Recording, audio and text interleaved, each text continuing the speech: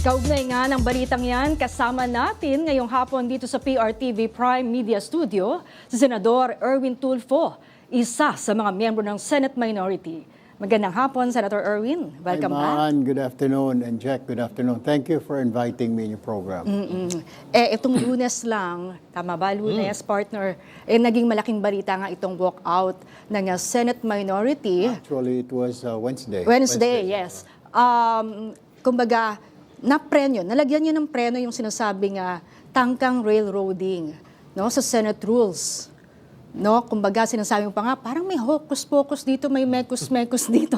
'Di ba? Parang nais talagang i-push sa maikling panahon na yon yung kanilang amyenda. So, kumusta ngayon ang Senate Minority? Well, we're preparing na on Monday. We're anticipating na dadalhin nila ulit sa floor ito. So, another day, ika nga, and we have to fight for it. Talagang kailangan kontrahin. Kasi nga, obvious naman, nung Wednesday, medyo ginulat kami dahil wala doon sa agenda na pag-uusapan yun. Kaya pala sila nawala ng 1 hour and a half sa caucus, nag-caucus sila. Ayun pa lang, yun ang pinag-uusapan. So, nung binaba na, nagulat na lang kami na inabutan kami ng papel na ito, pag-uusapan natin. So, total, ito na-brought up naman ni Senator Marcoleta na may 11. Pero magkaiba kasi yun May 11, nasabi nila, na-tackle na ito na may 11. Unfortunately, pag may mga ganon, dapat dadaan sa Committee on Rules. Wala pa naman kaming rules, di ba? It was declared vacant. Wala pang nag-head na Senate Majority Leader. Usually, Majority Leader nag-head ng Committee on Rules. Wala pa naman kaming ganon. So dapat, nung araw na yung Wednesday, pag-file, another filing na naman dapat yon. And dapat, according to our rules, 136, Section 136, kailangan pagdebatihan, bigyan mo ng isang araw na one working day. Pag final mo ko na rin ngayon, for example, Thursday, Friday po pwedeng pag-usapan. Hindi, gusto nila that same day din. And their contention is, na-file na ito Wednesday, May 11. Paano mo maipafile ang May 11? Sabi nga ni Senator Risa and Senator Kiko, wala pa tayong Committee on Rules. Masyadong minabadali niya yata. So, doon nagkaroon ng debate. Sabing gano'n ni Senator, ni SP Cayetano, let's just divide the House na lang. Pagbotohan tayo. Kasi alam nila na kulang kami. Parang at that time... Wala si Senator Lito. Si Senator Lito nagpaalam ng umaga. Hindi, maaga pa lang na may lakad siya. Talagang very important sa Pampanga. So 10 lang kami, nakita nila. Tapos sila, nasa 11 or sa 12 yata. Sa 11 sila. So, outnumbered kami. Kaya the only way to do that, tapos ayaw nila lang pakinggan. Then let's just divide the House. They keep on saying, the SP Cayetano, divide the House, di ba? Dahil pag nagbotohan nga naman, talo kami. So the only option was like, well, let's walk out, di ba? Pag nag-walk out tayo, wala silang quorum. Kasi kailangan mo ng 13. Pero yun nga, Senator, spontaneous ba yung nangyari sa walkout na yun? Kumbaga, nagkaroon ba kayo ng usap? Teka, pag nangyari to, walang ganun, sir? Or napakiramdam nyo na nung time na yun? No. Sino ba yung unang tumayo at umalis? Sunod-sunod na. Si Senator Mix dumating, galing pa siya sa office niya, inoobserba niya. Binibilang niya. May video doon na binibilang niya Binibilang niya kami. Na tingin niya, kita niya, teka mo, pag nawala pala kami dito, sila 11, kami 10. Pag lumalis kami, walang quorum. So, nag-usap-usap sila, si Senator Mix, Senator Soto, Senator Lacson, I think pati yata si Senator Pia. Nag-usap-usap sila doon. While I was still talking, while I was questioning na, why are you in a hurry? Bakit minamadali ninyo ito? Kailangan nating pag-usapan muna, etc. Bigla sabi ni Mix, let's go, let's stand up, alis na tayo. So, sumunod na rin ako dahil nakita ko na rin na wala kulang nga kami sa bilang. Senator, ganito, minsan nalilito rin ako, partner. Pag nanonood ako, minsan si Senator Legarda, yun na doon sa pwesto ng Senate President. Pero ito, nasa floor, ay si SP Cayetano. Paano ba yung process pa sa ganun, sir? Pwede yun Pag may mga privilege speech ang Senate President, gusto yung privilege speech, bababa siya. Hindi naman siya pwede. O may mga motion siya, bababa siya. Okay? Kagaya noon, so si Senator Legarda ang pro tempore. So siya yung pumalit, siya nasa taas. Habang itong si Senator Cayetano. Kasi mukhang na-anticipate niya na may resistance Kaya tinutulungan niya si Senator Marcoleta Kaya nandoon siya. hindi nga umubra dahil nga talaga mukhang mali. Tsaka napansin ko nga, sir, talagang si SP Cayetano talaga yung laging kumakausap kay Marcoleta. Kung matatanda ko, I think that was Monday, yung parang magtatanong siya laban kay Risa, pero biglang kinausap siya ni Senator Marcoleta, biglang hindi na naituloy. Parang yun yung role ni Senator Cayetano. Yeah, kaya nga hindi niya pwedeng gawin yung habang siya nagpe-preside. You have to step down and palitan ka ng pro temp or kundi ng majority leader, siya muna doon. O pag nag-break, ganun, pwede bumaba ang Senate President to eat or do something. So, pwede yun. Oo. Alright, mabalik tayo dun sa walkout nga, no, Senator. Ang sinasabi kasi, baka daw palagi na itong maging senaryo, no? Or laging may deadlock na lang pagdating sa mga issue na pagdidesisyonan ng Senado. Kasi, kumbaga, kitang-kita ng publiko yung lumalalim na tensyon. I hope not. I hope dapat sana nakita nila yung reaction ng tao. Di ba? Huwag nilang titignan yung mga supporter lang nila. Obvious naman Tingnan nila, ang dami na nagsalita. The church, isa. Different schools were saying, they were talking, they don't like it. Civil society. Everybody was talking against it, di ba?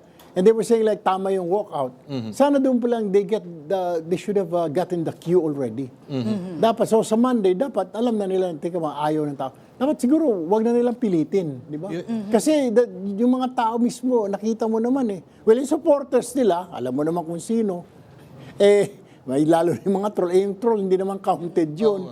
Kaya nga wag na nilang siguro pilitin. And then we have to move on. Kasi itong issue na ito, ma-inject, hindi naman magbe-benefit ang tao rito Hindi kayo magbe-benefit, hindi sila magbe-benefit Ang magbe-benefit lang dito mga senador. Senador na ma-absent. Senador na na-anticipate na talagang hindi sa because malayo sila kundi maaaring nagtatago, maaaring naghihimas ng bakal na rehas, things like that, para makaboto pa rin. Pero unfair yun Para yung ibang, okay, sabihin na natin, yung mga huhulihin, etc., makukulong. Alam naman natin na bawal sa BGMP, bawal sa NBP, ang teleconferencing, bawal ang gadget doon. Exactly, nag-cover ka ng ganun, di ba? Bawal ang mga gadget, bawal. So, yung senador, pwede, special.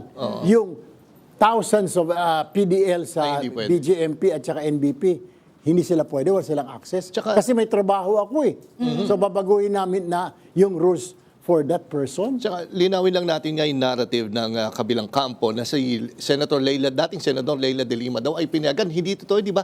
Ang Muntinlupa Court mismo ang hindi pumayag. Tama po ba?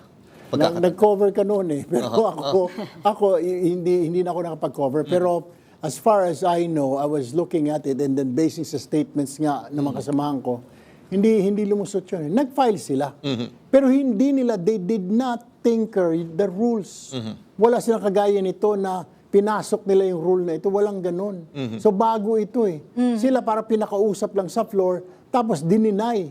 Na hindi po pwede. Nakakulong yan So walang online voting, walang online session para sa kanya. Walang teleconferencing. So mali kung sino man yung nag-umpisa ng narrative na, bakit si Leila de Lima? Kulang sa research siguro. Kaya nga, and sorry partner, kay Senator, no, marami din partner na humanga kay Senator. Nung pinagtanggol mo si Senator Risa doon sa komento ni Senator Marcoleta, yung sinabi walang legal background.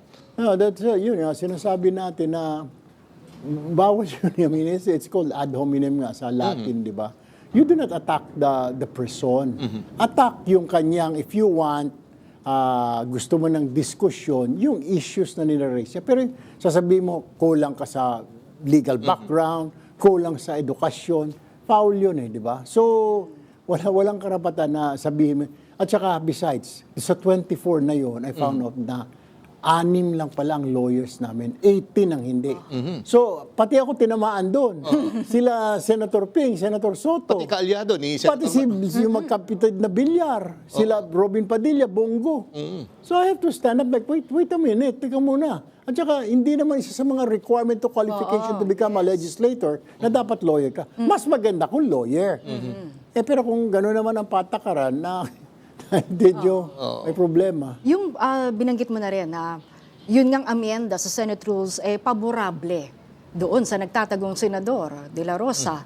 At yung mga nakaambang mga arrest warrant, yung kakasuhan, nakikinita nyo na ba yung mangyayari sa quorum ng Senado? Kung sakaling more or less, 7 na senador ang mawawala sa Senado. Ayun, magiging problema ngayon kung 7. Siguro naman, hindi naman siguro sabay-sabay yung mga yun. Yung sinasabi nila nga ni Ombudsman, yung dalawa na very low-lying fruit na, ika nga, ripe. So, yun lang siguro yung dalawa. Pero tapos yung isa pa na nagtatago ngayon, 3 sila. Diba? May quorum pa rin. Kailangan, all you need is 13. All you need. Sa impeachment trial, Senator Erwin, paano maapektuhan ito nung lumalalim na tensyon no, ng ating majority and minority sa Senado? Well, bahala po yung taong bayan doon. Kung yung senator judge, kung sufficient yung evidence naman, talagang naipresenta dyan, nailatag, tapos you vote against, may problema ka. Yari ka sa taong bayan. Pero kung kahit kung ako makita ko naman na malabnaw yung ebidensya, bakit mo i-convict din yung tao, di ba? I mean, for the sake of dahil kaaway siya sa politika, wag ganun, di ba? Kawawa din naman dahil binoto din siya ng mga tao. So, kung ako tatanungin yung mismo, I will just base my decision on the facts, on the documents, on the pieces of evidence presented before us. I will not rule because kung anong kulay siya, itong kulay ako, because majority, kung kakampi niya, majority, minority, that's unfair din. That's unfair. Tsaka, Senator, siguro, and partner, hindi rin siguro maganda tignan. Kunyari, papayagan natin ng teleconference si Senator Bato de la Rosa. Buti sana kung during sa conference, sabi mo, Senator, pwede ba namin malaman kung nasan kayo? Hindi naman siya definitely magsasabi. Tsaka it wouldn't look good para kayong nagkukonsinte ng isang... Nakita ko, may mga comments ang netizens. Sinasabi nila na, bakit na papasweldohan yan? Ito na naman tayo. Hindi sila pumapasok. Samantalang kami, kaya I had the idea 2 days ago pa na.